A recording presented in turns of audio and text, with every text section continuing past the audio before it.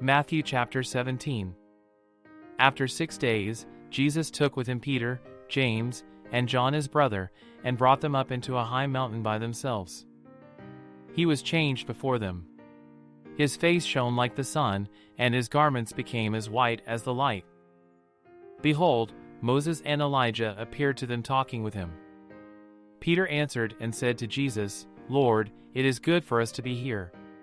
If you want, let's make 3 tents here, one for you, one for Moses, and one for Elijah." While he was still speaking, behold, a bright cloud overshadowed them. Behold, a voice came out of the cloud, saying, "This is my beloved Son, in whom I am well pleased. Listen to him." When the disciples heard it, they fell on their faces, and were very afraid. Jesus came and touched them and said, "Get up, and don't be afraid."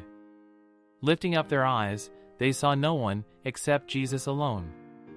As they were coming down from the mountain, Jesus commanded them, saying, "Don't tell anyone what you saw until the Son of Man has risen from the dead." His disciples asked him, saying, "Then why do the scribes say that Elijah must come first?" Jesus answered them, "Elijah indeed comes first, and will restore all things. But I tell you that Elijah has come already, and they didn't recognize him, but did to him whatever they wanted to. Even so the Son of Man will also suffer by them." Then the disciples understood that he spoke to them of John the Baptizer. When they came to the multitude, a man came to him, kneeling down to him and saying, "Lord, have mercy on my son, for he is epileptic and suffers grievously, for he often falls into the fire, and often into the water. So I brought him to your disciples, and they could not cure him." Jesus answered, "Faithless and perverse generation. How long will I be with you? How long will I bear with you? Bring him here to me." Jesus rebuked the demon, and it went out of him, and the boy was cured from that hour. Then the disciples came to Jesus privately, and said, "Why weren't we able to cast it out?"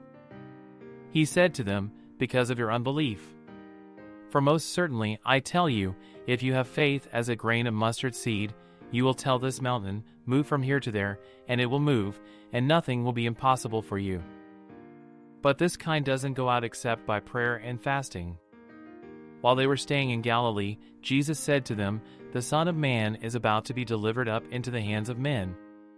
And they will kill him, and the 3rd day he will be raised up." They were exceedingly sorry. When they had come to Capernaum, those who collected the didrachma coins came to Peter, and said, "Doesn't your teacher pay the didrachma?" He said, "Yes." When he came into the house, Jesus anticipated him, saying, "What do you think, Simon? From whom do the kings of the earth receive toll or tribute? From their children, or from strangers?" Peter said to him, "From strangers."